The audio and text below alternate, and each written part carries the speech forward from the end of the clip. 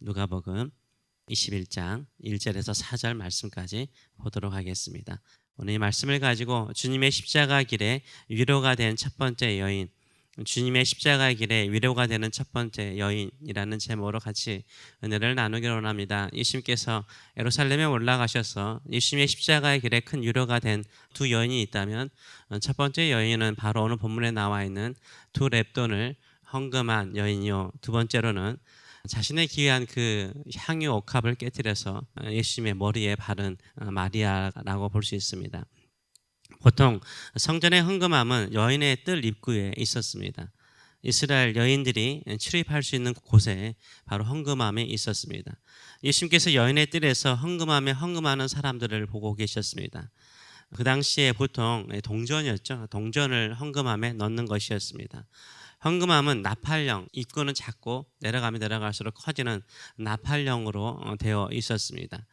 헌금을 많이 넣으면 이 동전이 뜨드르륵 내려가면서 소리를 크게 내는 구조로 되어 있었습니다. 예수님께서 헌금하는 사람들의 모습을 보셨습니다. 부자들이 헌금하는 모습을 먼저 보셨는데, 이 부자들이 요란스럽게 풍족한 가운데서 드리기 때문에 요란스럽게 헌금하는 그 이후에 누가 헌금을 하려고 하겠습니까? 부자가 그렇게 많이 헌금하는데 그 다음에 가서 헌금하면 너무 비교가 되잖아요. 아무도 헌금하려고 하지 않았을 것입니다. 근데 부자들이 헌금한 이후에 조심스럽게 헌금함에 가서 헌금하는 사람이 있었습니다. 과부였습니다. 근데 가난한 과부였어요.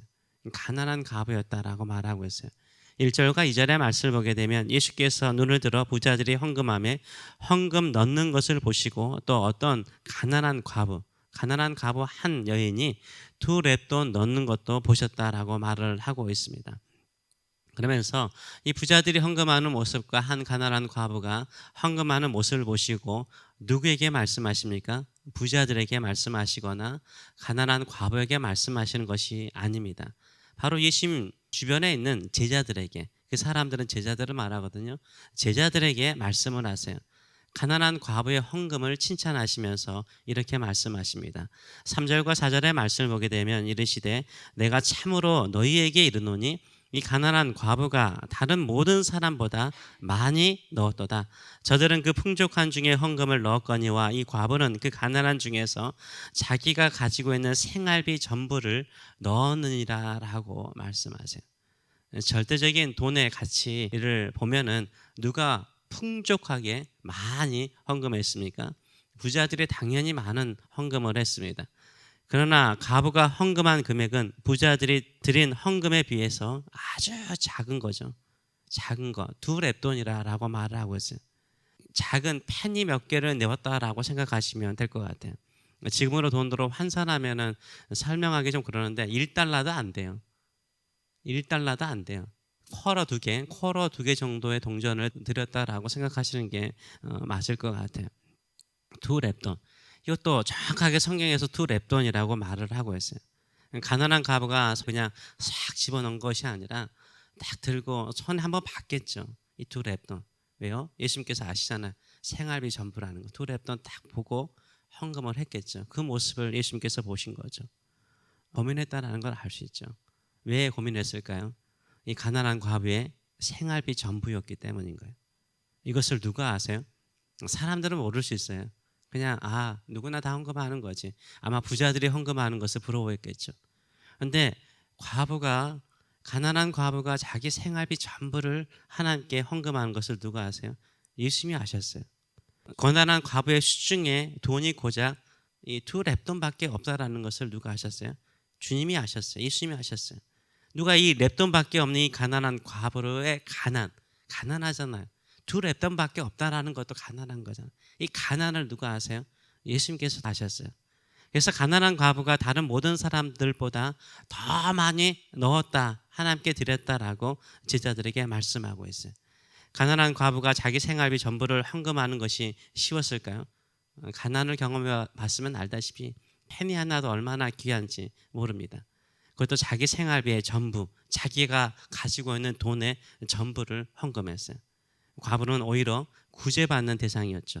특별히 가난한 과부는요, 구제를 받아야 되는 거예요. 남들에게 도움을 받아야 되지 자기가 가지고 있는 것을 가지고 드리기가 절대 쉽지 않는 사람이죠. 만약 이 가난한 과부가 구제받아야 될 대상이라고 늘 생각하고 있으며 나는 도움을 받아야 되는 사람이라고 늘 생각에 사로잡혀 있다면요, 이 두 렙돈조차도 하나님께 드리기가 쉽지 않았을 것입니다. 헌금함에 넣기도 쉽지 않았을 거예요. 가난한 과부의 두 렙돈은 무엇을 의미하는 거죠?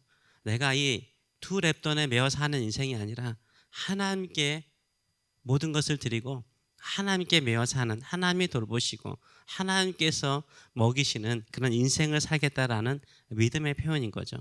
하나님을 믿는 믿음이죠. 하나님을 온전한 마음과 정성을 다해서 믿는 믿음으로 헌금을 한 것입니다.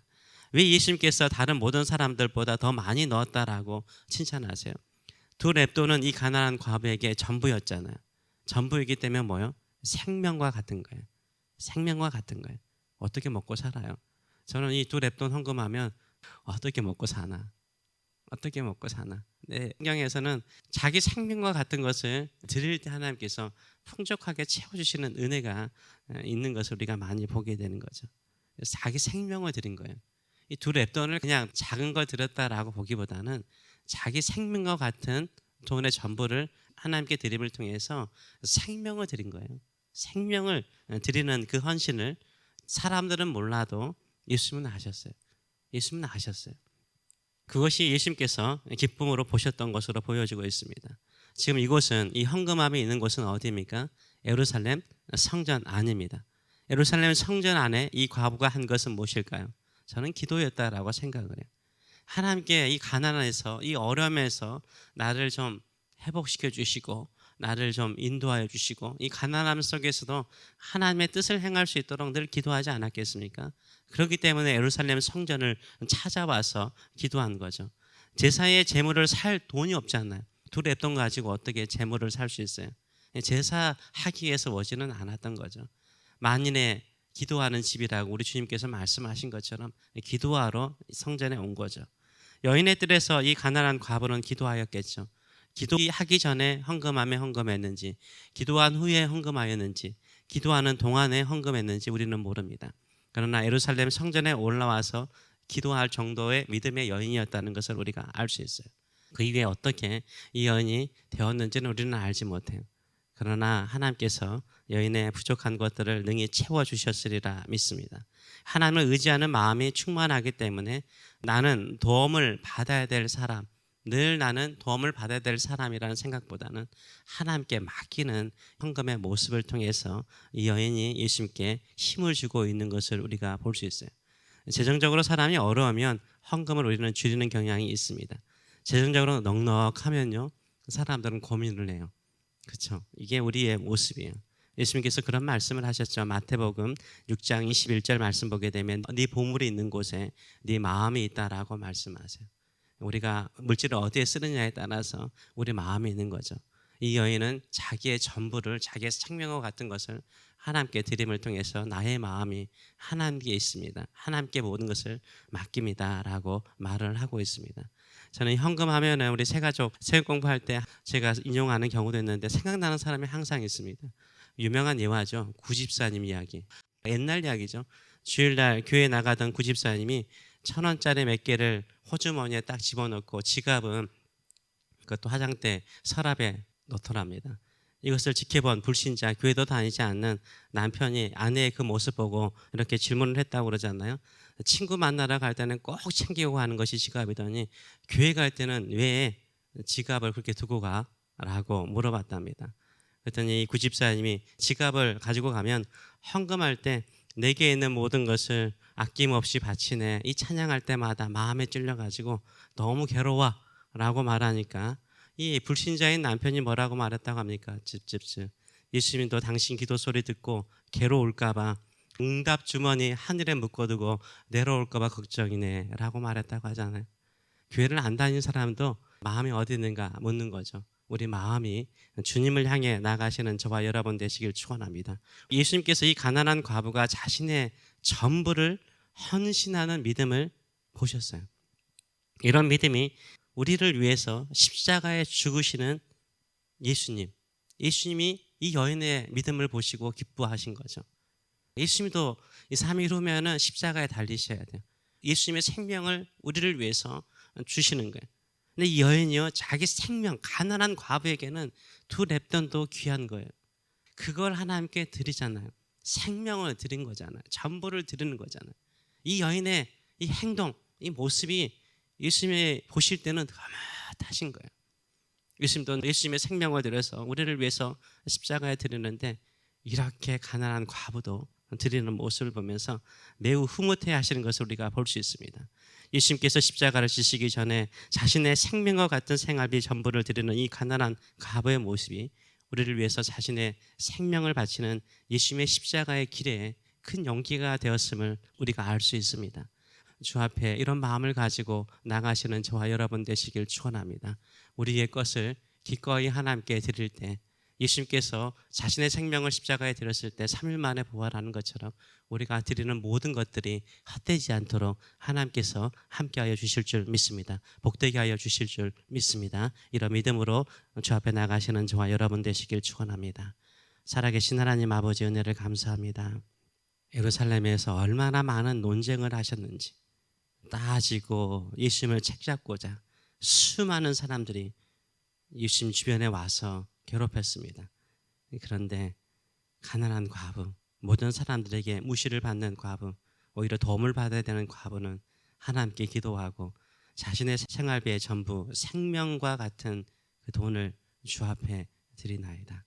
그 모습이 앞으로 십자가를 지셔야 되는, 생명을 들여서 우리를 구원하시기 위해서 십자가를 지셔야 되는 우리 주님께 얼마나 큰 위로가 되고 흐뭇하게 하는지, 주님께서 이 가난한 과부의 두 렙돈 드리는 모습으로 기뻐하셨습니다. 우리의 삶이 주님의 기쁨이 되기를 원합니다. 우리의 삶이 늘 세상의 것에, 작은 것에 매어 사는 인생 되지 않기를 원합니다. 기꺼이 시간 내어서, 기꺼이 물질을 들여서, 기꺼이 우리의 삶을 들여서 주님께 드리는 우리의 삶 될 수 있도록 축복하여 주시옵소서. 감사드리며 예수님의 이름으로 기도하옵나이다. 아멘.